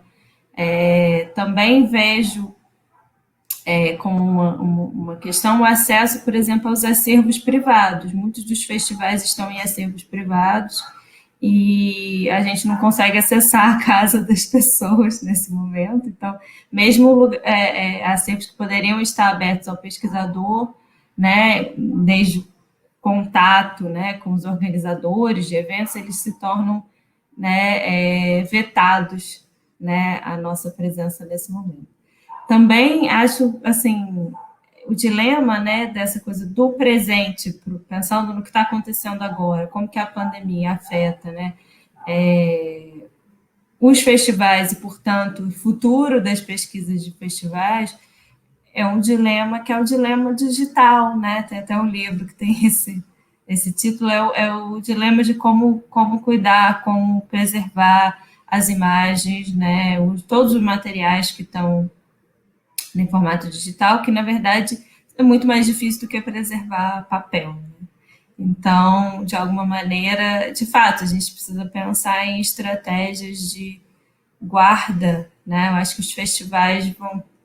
Não sei se os festivais vão ter, os pesquisadores vão ter que colocar essa questão, né? E a gente vai ter que, talvez, pensar como grupo aí. A gente tem, né, a Bianca falou, o grupo de pesquisa, né, com vários pesquisadores brasileiros. Eu acho que essa é uma questão para a gente pensar, para a gente discutir, porque, de fato, a gente tem uma memória que ela pode se perder, né? Então, talvez, realizando entrevistas e transcrevendo e tendo, né, uma série de recursos de guarda, inclusive, talvez, em outros, né, suportes que não suportes digitais. Enfim, não sei. Quero ouvir vocês, Bianca. Oi. Enfim, muito legal também escutar vocês e um pouco a partir de outras perspectivas das próprias pesquisas de vocês, né? Eu tinha lido já o artigo da Laila, porque, enfim, toda essa questão do Paissandu me interessa muito também, pensando nos circuitos de exibição, mas eu acho que como vocês falaram, né, eu acho que a pandemia veio logo que terminou minha tese, e, de repente, públicos de cinema, no termo, como eu vim investigando há mais de 10 anos, não existe mais, né? Então, primeiro, eu acho que foi uma crise, assim, de o que eu faço agora. Tudo eu vou falar no passado, mas eu acabo de fazer, né? Tipo, tem essa... Até hoje aqui falando, eu ficava falando, assim, que já não é mais, né? Mas não é mais. Primeiro foi essa sensação, e, ao mesmo tempo, minha resposta foi começar a fazer uma etnografia virtual, para tentar entender como tudo isso estava se transformando, né? Essa primeira cartografia que eu chamei, né, uma cartografia da circulação do cinema documentário em tempos de pandemia, a experiência dos festivais em linha no Brasil e no México, eu fiz esse estudo comparativo, vai sair agora no dossiê, que foi organizado a partir Arte em Tempos de Pandemia, né, era a chamada, organizado pela Sabrina Santana e pelo Guilherme Marconte, tá para sair agora, mas, enfim, independente do que eu vi, né, acho que o que eu percebi enquanto investigadora dessas transformações para o ambiente online. Eu acho que o primeiro é o que vocês já falaram aqui um pouco, a Laila, a partir da sua experiência como curadora, e a Ju como chamando atenção, né, para os pesquisadores que trabalham com arquivo e precisam dos papéis, que grande parte, assim, da programação está disponível apenas online, né, e isso não só significa que está no mundo virtual, mas que não existe um documento que reúna toda a programação, né. Eu acho que o primeiro desafio para mim foi esse, assim, que muitos dos festivais eram posts no Facebook da programação do dia, às vezes eram Instagrams, né, assim, um quadradinho com o nome dos filmes, mas sem nenhuma referência de direção, tempo, então não dá para saber se é curto, se é largo, né, não dá para saber informações básicas para quem quer entender um pouco da programação, né? Então, acho que a minha primeira dificuldade agora já foi essa, imagina, para um pesquisador que vai fazer, daqui a uns anos, tentar entender esse momento. Ao mesmo tempo, tem essa percepção do aumento das visualizações, né, porque o tempo-espaço se expande, né, se a gente pode pensar que um festival que acontece em Tiradentes passa a ser visualizado pelo Brasil inteiro, às vezes, quando não tem barreira geográfica nacional, passa a ser visto por outros países, por públicos de outras regiões. Então, isso, por um lado, instaura uma nova maneira de se relacionar com a programação, né, porque aí são também várias programações que repetem filmes, e que antes isso era totalmente normal, porque cada uma estava na sua cidade, e que agora é no ambiente virtual, né. Então, o que vai ser dos festivais, né, no sentido de curadoria, no sentido de premiação, no sentido da circulação que é específica de cada tempo e espaço, né. E também a participação e o aumento das atividades online, né, as lives, que também criam um acervo visual dos festivais que é impressionante, né. Eu acho que também é um ganho, porque, como tudo é virtual, todo mundo pode participar, então o aumento no número da participação de diretores, realizadores foi imenso em todos os festivais, sejam os pequenos, sejam os grandes, e que é uma memória visual que fica, né, ao menos enquanto o youtuber existir, Facebook, aí estão, né, então também é um material que a gente pode rever, os debates, as participações dos diretores nas várias programações, não só no momento, como depois.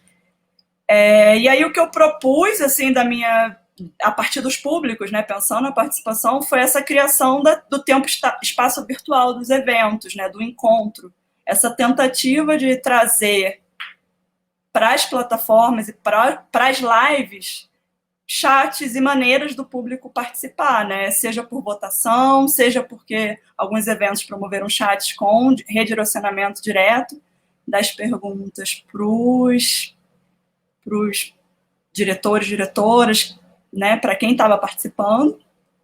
Mas, por outro lado, claro, se perde toda essa rede de significados, né, do participar, do todo ano tirar férias para ir ao festival, de tirar, né, tipo, todas as tardes livres, enfim, das negociações todas e desse reencontro, né. Então, eu acho que é isso, acho que é um grande desafio pensar os festivais não apenas como uma plataforma, que foi um pouco como eu disse no final, né, não apenas como uma plataforma de ver filme. Eu acho que o grande desafio para os curadores e para os organizadores é mesmo pensar como criar as lives, como criar os espaços de interação que recriem e rememore, né, esse ver um filme diferente de ver no Netflix ou em qualquer outra plataforma, né, num ambiente virtual, porque é o que é possível agora. Eu acho que são essas minhas reflexões. Obrigada a todas, muito bom estar aqui com vocês. E a gente já está encerrando, eu faço coro com as falas de vocês, né? Só queria acrescentar que eu também acho que a gente pode fazer uma estratégia de mobilização dos próprios organizadores de festivais, né?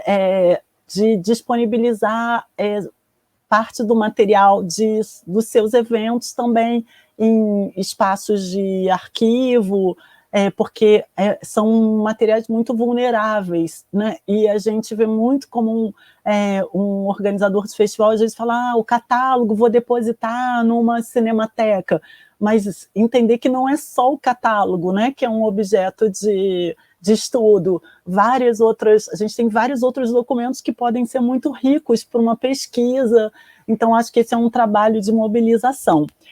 A Laila comentou aqui na live sobre o texto dela, que ela publicou, né, para a gente ter acesso, e Juliana e Bianca, vocês querem indicar algum lugar, caso alguém queira estudar mais, saber mais sobre essas pesquisas de vocês? Alguma referência para que a gente possa encontrar o estudo de vocês?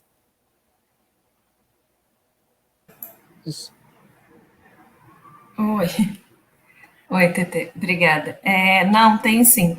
Olha, a tese de doutorado, minha tese está disponível no programa, né, no site do Programa de Pós-Graduação em História da UF, na íntegra, e também eu tenho 2 artigos, né, um é recente, foi publicado agora em 2021, na revista NIC, num dossiê organizado por 2 professoras, a professora Aida Vaierro, da Espanha, do País Basco, e a professora Tânia Leão, que é de Portugal, e é um artigo que eu falo um pouco sobre, não é exatamente o tema que eu trato aqui, mas é sobre as retrospectivas do É Tudo Verdade, e também tem um artigo de 2017, mas eu acho que está mais, né, está melhor na tese, mas é um artigo de 2017, está publicado na revista Observatório, que é sobre o Recine e o arquivo em cartaz.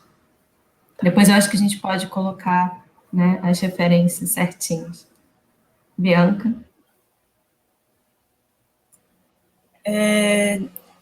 A minha tese eu acho que não está disponível no site ainda do PGSA, mas já está depositada há mais de um ano. Toda essa questão da pandemia também. Mas entrando em contato, eu posso disponibilizar. Tem um capítulo de livro publicado sobre os públicos, né, Janelas para o Mundo, se chama A Mostra Internacional de Cinema de São Paulo e o Festival de Cinema do Rio como palcos para as festas dos públicos. O livro chama De Vidas Artes, e está disponível online, toda a obra, e esse artigo está para ser lançado, porque o dossiê é agora entre março e abril, então já está na parte de editoração, e assim que tiver também publicado, eu posso dar disponível. Então, gente, eu acho que a gente vai encerrar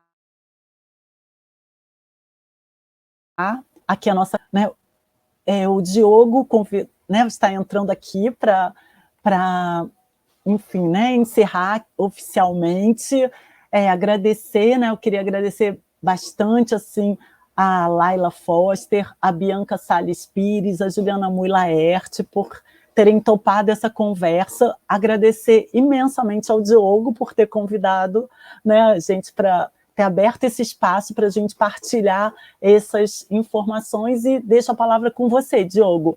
E agradecer toda a sua equipe também, que produziu essa live. Obrigada, muito agradecida. Por nada, TT. A gente que agradece demais a presença de vocês e dizer que foi um debate riquíssimo. Acho que vai certamente aí semear muitas questões aí, muita gente para, quem sabe, ampliar ainda mais e favorecer estudos como esse e pesquisas como essas de vocês. Tá bom? Bom, só voltei para dar o tchauzinho mesmo, porque todos os créditos foram dados no começo e no decorrer da live, no nosso bate-papo. Tá bom? Então é isso, um beijo grande e esperamos que em breve possamos nos encontrar presencialmente. Obrigada, gente. Obrigada, boa noite. Boa noite. Bom dia, boa tarde, boa noite. Boa noite. Tchau, tchau. Tchau, tchau. Tchau, tchau.